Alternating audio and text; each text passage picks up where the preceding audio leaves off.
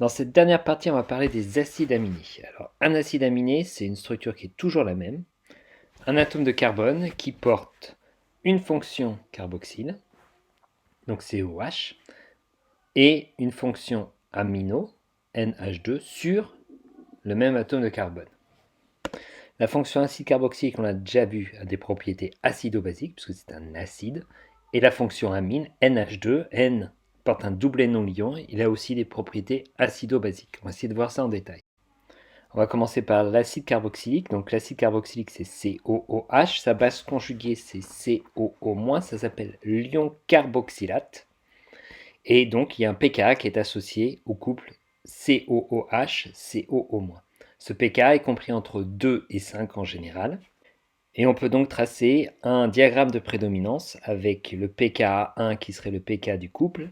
Et en dessous du avec un pH inférieur au pKa1, c'est la forme acide qui est prédominante.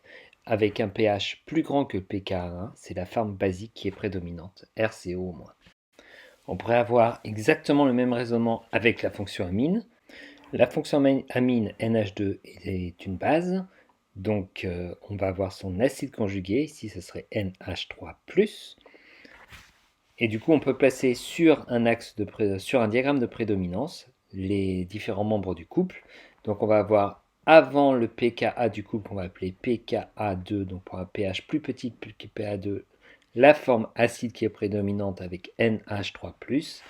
Et au-dessus du pKa2, la forme basique qui est prédominante, NH2.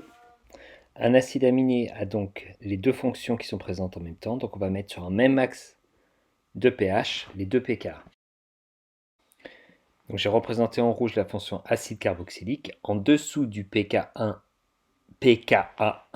on avait dit que c'était la forme acide qui est prédominée, COOH, donc je mets un H. Et au-dessus de pKa1, c'est la base qui est prédominante, donc COO-, donc j'ai mis un moins sur les deux autres fois.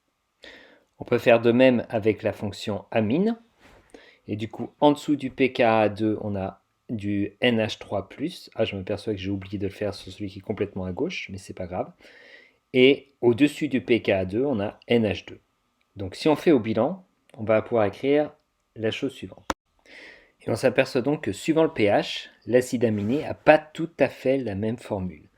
Il y a certaines fonctions acido-basiques qui vont être sous forme acide ou basique, et du coup ça change un petit peu la formule. Et du coup, si on s'intéresse, petite dernière partie, aux charges, on s'aperçoit qu'en dessous de pK1, eh bien, on a une charge plus, et du coup la charge est plus 1. Entre pK1 et pKa2, on a plus et moins, ça fait aucune charge. Et puis au-dessus de pKa2, on a une charge moins 1. Du coup, ici, on va avoir un acide aminé dont la charge va varier en fonction du pH.